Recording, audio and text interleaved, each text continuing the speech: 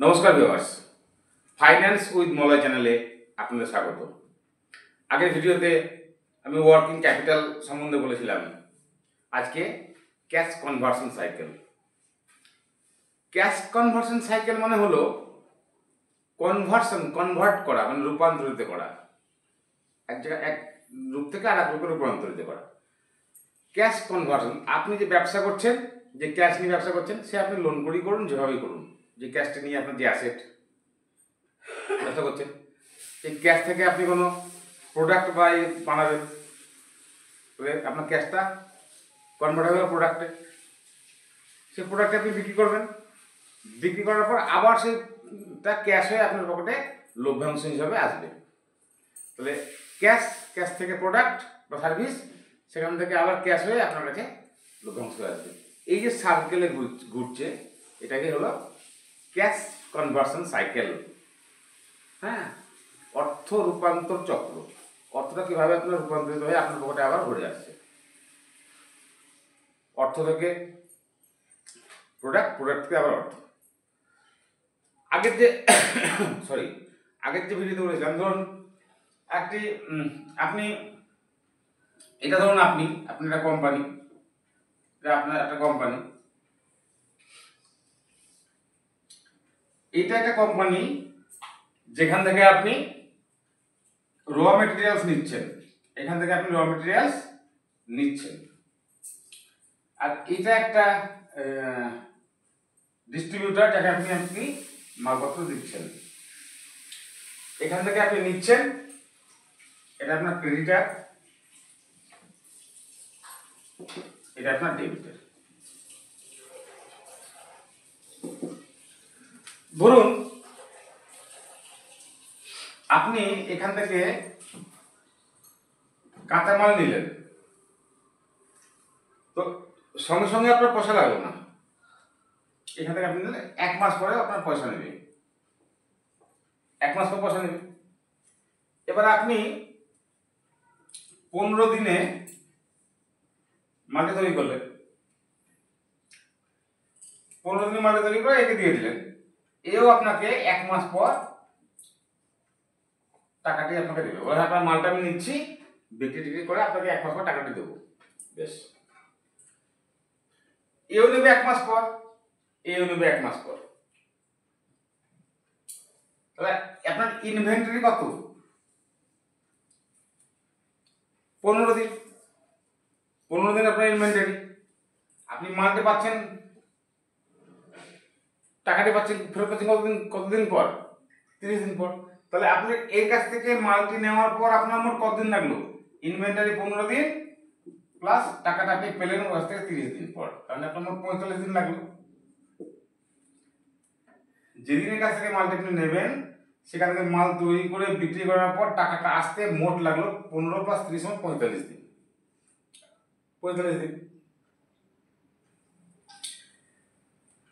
একে আপনি কতদিনে দেবেন? একে আপনি দেবেন 30 দিনে। 30 দিন পর আপনি টাকাটা দিতে হবে আপনাকে। তাহলে সব দেনা পাওনা চুকিয়ে 15 দিন পর আপনি টাকাটা আপনার হাতে এলো। তাহলে আপনার ক্যাশ কনভার্সন সাইকেল। এখান থেকে ক্যাশ নিলেন, প্রোডাক্ট বানালেন, প্রোডাক্ট বানিয়ে বিক্রি করলেন, পরে আপনার টাকাটা আবার আপনার হাতে এলো। এই সব কমপ্লিট করার পর টাকাটা আপনার 15 দিন পর আপনার কাছে এলো। মানে এই সাইকেল 15 দিন। 15 দিনের চক্র, মোট 45 দিন। আর টাকা থেকে প্রোডাক্ট তৈরি করে সেখান থেকে আবার আপনার পকেটে টাকা ফাইনালি আসতে আপনার সব বাদ দিয়ে 15 দিন পরে টাকাটা পেলেন। বেশ, তাহলে এটা হচ্ছে, এইটাকে বলে রিসিভেবল,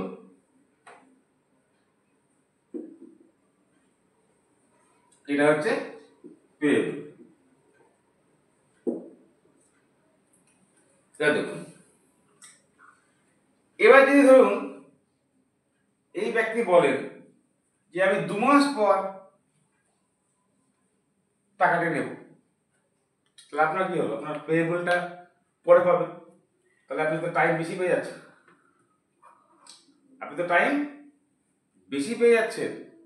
তাহলে আপনাকে তো 60 দিন পর টাকাটা দিতে হবে, তাহলে আপনাকে 60 দিন পর টাকা দিতে হবে। আপনি টাকা পেয়ে যাচ্ছেন 45 দিনে, আপনাকে টাকা দিতে হবে 60 দিন পর। তার মানে কি, বিয়োগ করলে আপনার 15 দিন, আপনার ওকে টাকা দেওয়ার 15 দিন আগে আপনার টাকাটি হাতে চলে এলো, ক্যাশ কনভার্ট হয়ে গেল, ক্যাশ কনভার্সন হয়ে গেল,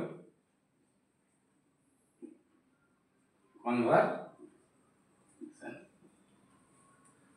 তাহলে -15 মানে কি, আপনার হাতে টাকাটা এক্সেস হয়ে গেল। তাহলে যদি এই ডিবেটার ডে, এটা বলা হয় ডিবেটার ডে,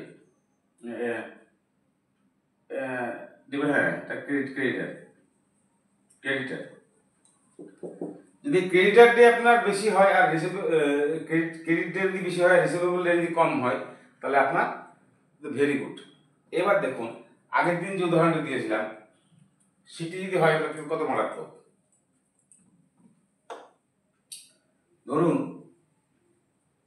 এ 1 মাস পর টাকা দেবে, আগের ভিডিওতে বলেছিলাম, এ 1 মাস পর টাকা দেবে। আপনার প্রোডাক্টটি 100 পিস তৈরি করতে, আপনার 2393 পিস তৈরি করতে, 2693 পিস তৈরি করতে আপনার লেগেছে 15 দিন। আপনি আপনার গোডাউনে, ওয়্যার হাউসে আপনাকে আরো 30 দিন রাখতে হয়েছিল, তাহলে মোট কত হলো, ইনভেন্টরি হয়ে গেল আপনার 45 দিন। আর কতদিন পর টাকা পাচ্ছেন আপনি, আরো টাকা পাচ্ছেন আরো 1 মাস পর, তার মানে 75 দিন।